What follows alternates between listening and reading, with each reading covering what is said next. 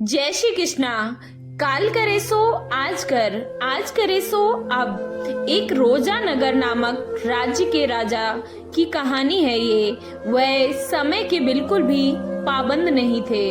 इसी आदत से उसके राज्य की सारी प्रजा दुखी थी, लेकिन इसका अंजाम राजा को बाद में भुगतना ही पड़ा। लेकिन बाद में पछतावा करने से क्या होता है, जब समय रहता है तो उस बात पर ध्यान ही नहीं देते थे। एक समय की बात है, रोजा नगर नामक राज्य में अमुक चंद्र नामक एक राजा राज्य करता था। रोजा नगर राज्य बहुत ही खुशहाल और समृद्ध राज्य था। राज्य में किसी भी चीज की कोई भी कमी नहीं थी। राजा की एकमात्र लाडली बेटी थी, जो कि बहुत सुंदर और जिसमें से उसका रूप तो सोने पे सुहागा था। लेकिन राजा का जीवन में एक ही काम सबसे अलग था। इसी बात से राज्य की प्रजा काफी दुखी रहती थी। राजा अपना सारा काम सही वक्त पर नहीं करता था। जब प्रजा की कोई जरूरत होती तो राजा अपनी सारी जिम्मेदारियां कल पर छोड़ देता। अभी क्या जरूरत है, कल कर लेंगे। लेकिन राजा का कल कभी नहीं आता था। प्रजा के बहुत समझाने पर भी राजा को वह बात समझ में नहीं आई, बात को अपने कान पर नहीं धरता था। एक दिन राजा शिकार करने के लिए अपने घोड़े पर बैठकर जंगल जा रहा था। घोड़ा बहुत बलवान था तथा तेज रफ्तार से दौड़ता था, और इसी तेज रफ्तार के कारण घोड़े का पैर एक बड़ी शिला से टकराया और राजा तो वहीं गिर गया।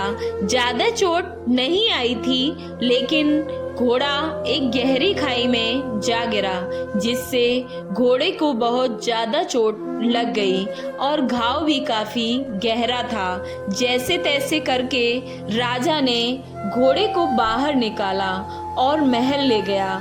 लेकिन राजा ने उसके घाव का कोई इलाज नहीं करवाया। अभी तो ठीक है, कल करवा लूंगा। इसी कल के चक्कर में घोड़े का घाव बढ़ता गया और एक दिन घोड़े की मृत्यु हो गई।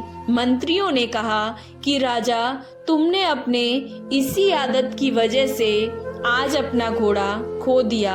अगर ऐसा ही चलता गया तो तुम अपना राज्य भी एक दिन खो दोगे।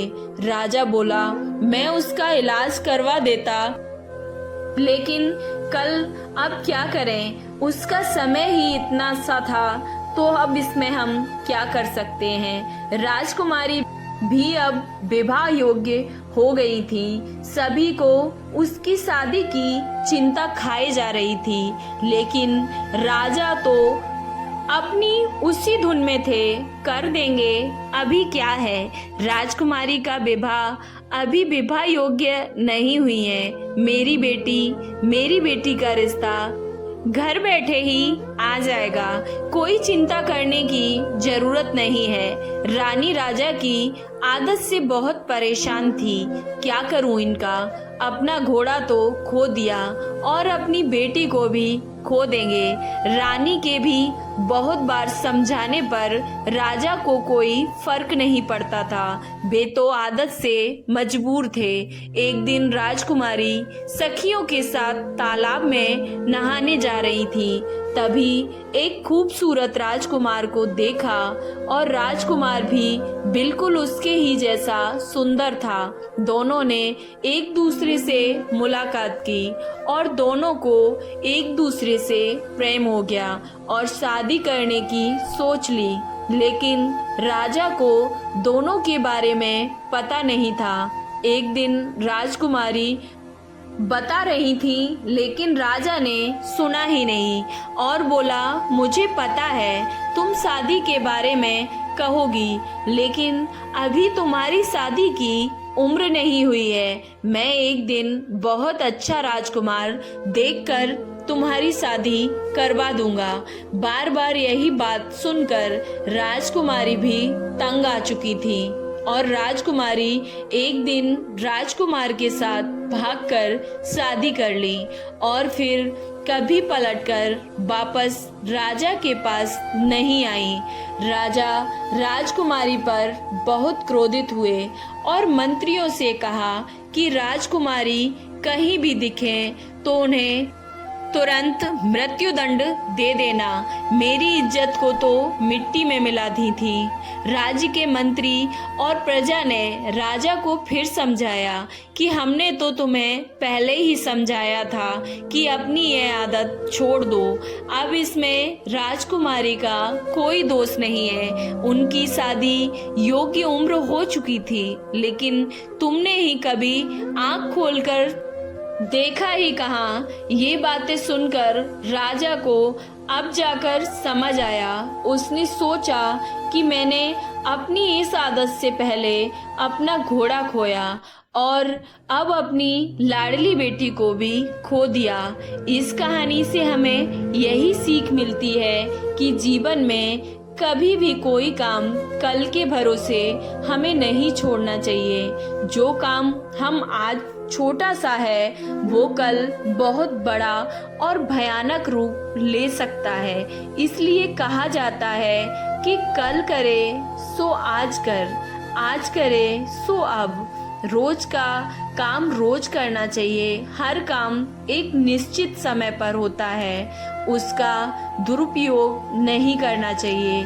जो लोग आलसी होते हैं वे अक्सर अपने कार्यों को आज करने के बजाय कल पर टाल देते हैं, जिसका दंड उन्हें बहुत ही बुरी तरह भोगना पड़ता है। तो क्या आप भी अपने जीवन में ऐसा व्यवहार करते हैं तो उन्हें तुरंत बदल लीजिए, क्योंकि जीवन का कोई भरोसा नहीं है। शायद जिस काम को तुम कल पर टाल रहे हो वो कल देखा या ना देखा, कौन जानता है। दोस्तों, मैं आशा करती हूँ कि आपको यह कहानी कल करे सो आज करे, आज करे सो अब बहुत ही पसंद आई होगी। इस कहानी को अपने एक दोस्त के साथ जरूर शेयर करें और हमारे चैनल को सब्सक्राइब और वीडियो को लाइक करना ना भूलें और कमेंट बॉक्स में जय श्री कृष्णा अवश्य लिखें। जय श्री कृष्णा। राधे राधे।